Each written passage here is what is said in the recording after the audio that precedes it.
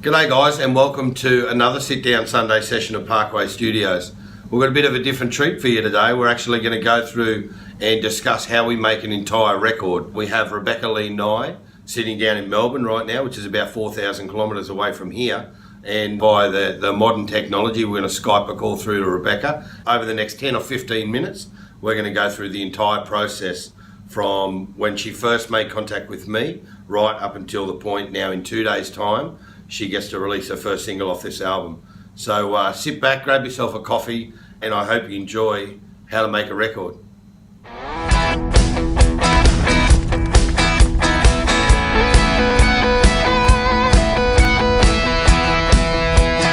Okay, so I've got Rebecca Lee Nye hooked up via Skype, and she's sitting down in Melbourne. It's probably about minus 120 degrees down there.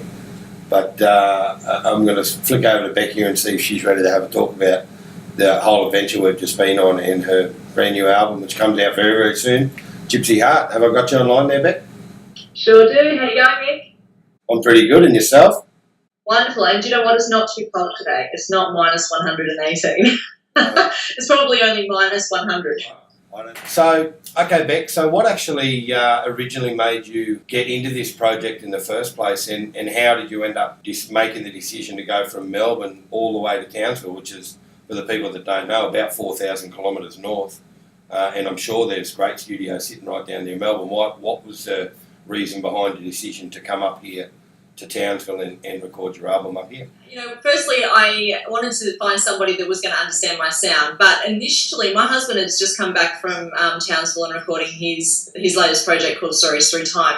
And after not being in the industry for a while and not recording for a while, being around this new recording process for him was really exciting for me. And I thought, far out, I want to do that again. You know, that's something that's still such a major part of my life and who I am. I think it's time. It's been 10 years since I've recorded. So through watching his journey, that sparked an interest again, and I heard the sounds that were coming out of Parkway Studios, and they were second to none. And of course, I wanted somebody that understood not only my music, but understood me as a person. And you were the best producer for that, the best person, and we fit like a glove. So as far as that's concerned, it was a no-brainer.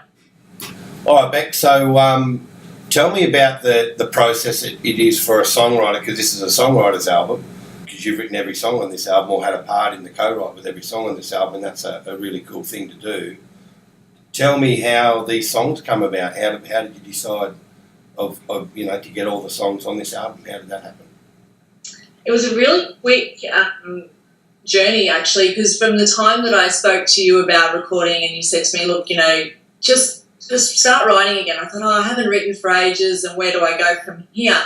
The next day I jumped on the Skype and contacted Megan Laurie, longtime friend, fantastic songwriter. And within 15, 20 minutes we had a new song, and I remember sending it through to you and you saying, look, if we can get, another 12 of these, let's go for it, let's do this thing. So that really sparked the interest for me to actually get the songs again. And then I started toying around with the idea of who I could co-write with, and, broadening my songwriting by writing with other people changes things immensely.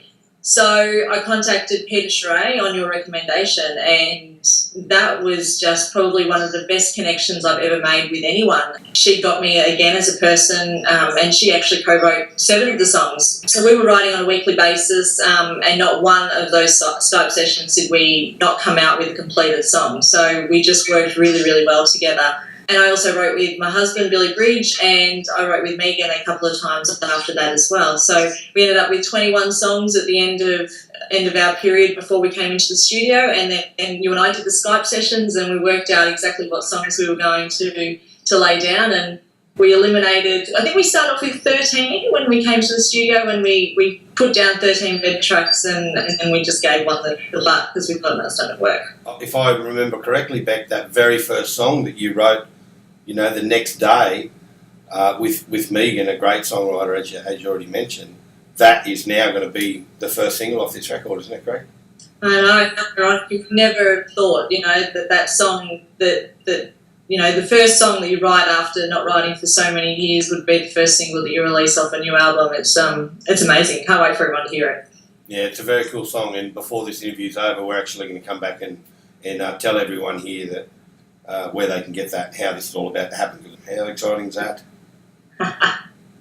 Tell us about how the process come from the moment we decided we'll go ahead and do this to, what was the first step in you jumping on a plane heading to Townsville? Tell me the process then. How did that happen? Right after we said that let's go with this, after we got our songs organised, I booked my flights, organised my husband to look after my kids because, I wasn't going to be able to do it without him. So I left my babies behind and we came up and we did a 4 or 5 day tracking session where we laid down the bed tracks of drums and bass and I did my guide vocals on that. And I think we did, 3 or 4 songs a day. So it wasn't too tiring, but let me tell you, when you're doing that amount of songs in a session and you're still developing the song as you go, it can be quite a tiring process, but fun nevertheless. Yeah, because we actually made a few adjustments on these songs through that process. So it wasn't. There's always, in that situation, for the people that don't know, things can happen on the fly in the studio, and there was a couple of times that happened, and as a group of the musos in here and everyone that was inside the studio, we sort of together worked out whether we wanted to go ahead with that, keep bringing those new changes or stick it out. So that happened a few times too, didn't it? Yeah, with almost every song, they grew so much from what I had written them as at home as these little, acoustic babies. By the time they were in the studio and doing tracking, they grew so much, changed dynamically. So there was lots of to and fro between all of us, and it was really cool seeing the impact from all the different musicians that we had there at the time. And all their different inputs really made these songs evolve into what they are. And then essentially once they went from that, they only got bigger. So back when you got on your plane and you went home and you caught up a bit of rest, what was the next process for that?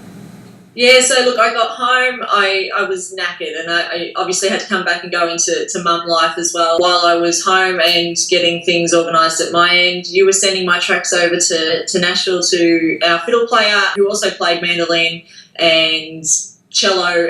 He's just, amazing musician, Mr. Tim Crouch. So while they were over there and having some development done on that, you got talking with Tim and you came back to me, and I still remember the phone call when you said, look, things have changed a little. How would you feel about possibly having Brett Mason play on your album? Of course, no-brainer. Wanted him 100%. So you hire world-class musicians, you get songs that sound world-class. So probably one of the best decisions that we've made for the whole entire album was getting those two players to play their piece on it. So from Nashville, once we got our stuff back from Tim Crouch and Brett Mason, Mick got the songs back, and we had GT play some awesome bass. Mind you, these guys were in the tracking session, so we had GT on bass, Mick Beaton on drums, and then we got Nathan Moore in, who played keyboards. So they're local guys in Townsville, amazing players, very efficient and super talented. From that, Mick said that he contacted Michelle Rose, who was our pedal steel player, and not only has he played pedal steel on this current album, he also played on my previous album. So it was really awesome to have Michelle come through and play on this album as well. So he flew up from Sydney because he prefers to actually work in the studio beside his producer rather than doing the internet thing. So yeah, Michelle spent two days up in the studio tracking for my album, and he played dobro as well, which was awesome. And then we sent one song down to Tamworth to Laurie Minson, who played harmonica on Shotgun. And all in all, the musicians are hands down the best musicians that I've ever worked with. But not only do you hire Parkway Studios, you hire the knowledge of Mick and the contacts that he has. That's really cool, Beck, and I'm really glad from my point of view that the musicians were the great choice for this record, and for me, they've played amazing. Like, they're really good. The best guys that we could hire, and they've all done their job exceptionally.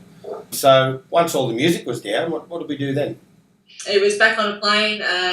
Songs are moving along quicker than what we had imagined, so I went back up and I did my main vocals. I spent 5 days in the booth doing the main vocals. I had my husband there for moral support.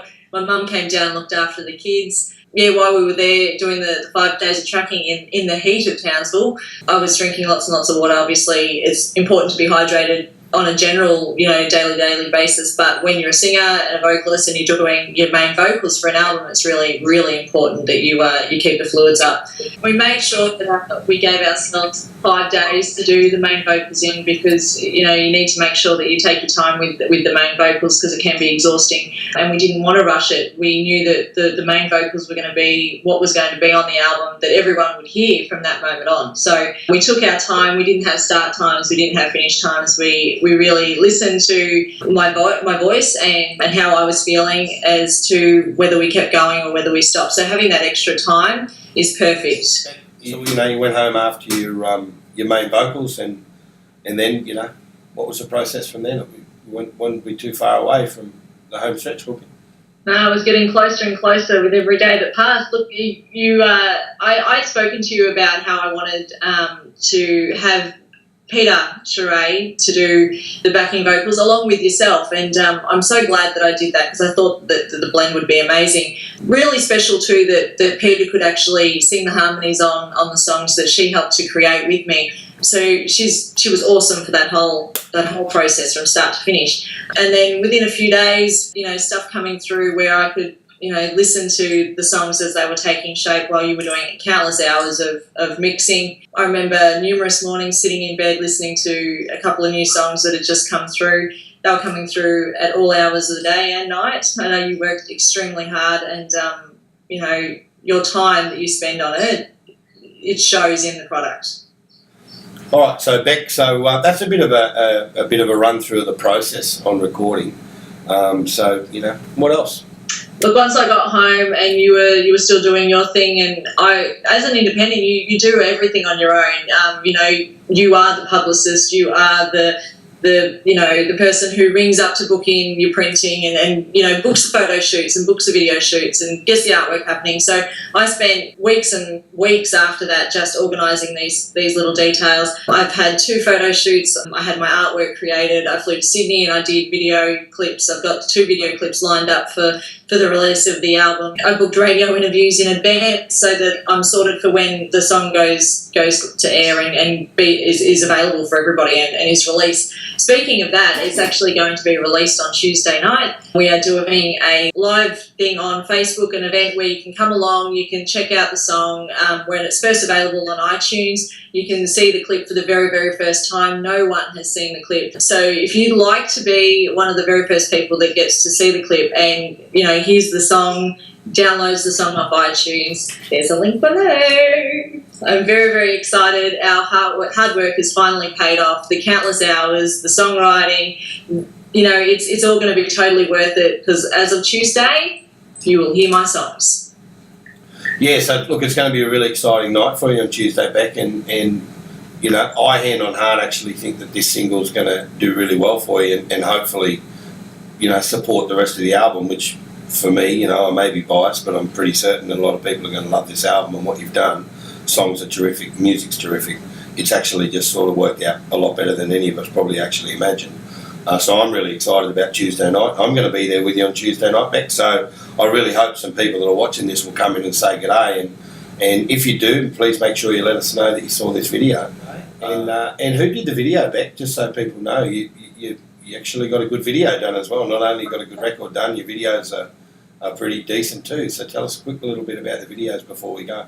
And I had my videos done by Duncan Toombs and the team at Filmery, and that process was amazing as well. Top of the line guys, best in the business. Really, really awesome people just to work with as well. So I can't wait for you all to see it. You and Me Love on a Saturday night comes out on Tuesday night. Don't forget it. So there you have it. There's how you make a record in about 15 minutes or less. Thanks to Beck for her time, and she's a busy girl at the moment, and from Tuesday night onwards, I think she's probably going to get a little bit busier. This single is going to do some nice things for her, and hopefully it really sets up her album well. It was an honour for us to record her album, and I really appreciate her putting the trust into what I can do and what our studio can do. Please check the links in the description down below and join the Facebook event on Tuesday night. You can also connect with Beck there, and you can follow how this album and the progress of this takes along. All the normal links are down below. Please click them. Please hit the like button. Please hit the comment. It means a lot to us to let us know what you're wanting to see and what you're thinking of these videos, you know, feel free to come on and have a chat with me. Make contact with us. We want to know exactly what you guys are thinking. The intro music and the outro music that we have on our snippets of this video and what's about to roll in another couple of seconds when I tie this up, that is actually coming off the Gypsy Heart album, the Rebecca Lee Nye album, the one we've been talking about today. So that'll give you a bit of an idea of the production quality behind the rest of this album. There's another song we're featuring. Please like, share and comment and do all that cool stuff we do here on YouTube, and we'll see you again next week for another Sit Down Sunday session. Thanks.